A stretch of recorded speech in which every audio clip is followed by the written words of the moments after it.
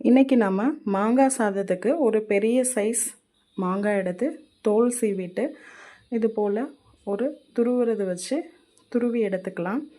ஒரு பேனில் 3 குழிக்கரண்டி அளவு எண்ணெய் சேர்த்துட்டு கடுகு, சின்ன ஜீரகம் சேர்த்து நல்லா பொரிஞ்சதுக்கப்புறம் காரத்துக்கு ஏற்ற மாதிரி இன்றைக்கி நம்ம கிட்ஸுக்கு செய்கிறதுனால ஒரு பச்சை மிளகாய், 2 காஞ்ச மிளகாய், வேர்க்கடலை, கடலைப்பருப்பு, ஒரு கொத்து கருவேப்பிலையை சேர்த்து பெருங்காயத்தூள் கொஞ்சம், ஒரு சின்ன பிஞ்ச் அளவு மஞ்சள் தூள் சேர்த்துக்கிறோம் கலர்காண்டி. சேர்த்துட்டு நம்ம துருவி வச்சுருக்க மாங்காவை சேர்த்துக்கலாம். சேர்த்து ஒரு 5 மினிட்ஸ் நல்ல குழைய மாங்காய் வேகட்டும். நல்லா வெந்ததுக்கப்புறம் தேவையான அளவு உப்பு சேர்த்துட்டு மிக்ஸ் பண்ணிக்கலாம். மிக்ஸ் பண்ணிவிட்டு இப்போ நம்ம வேக வச்சு எடுத்துருக்க சாதம் சேர்த்து நல்லா கிளறிக்கலாம்.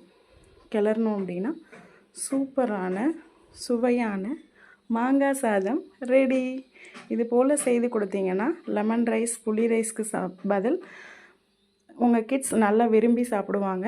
மாங்காய் சாதம் நீங்களும் ட்ரை பண்ணி பாருங்கள். பிடிச்சிருந்தா லைக் பண்ணுங்கள். தேங்க்யூ.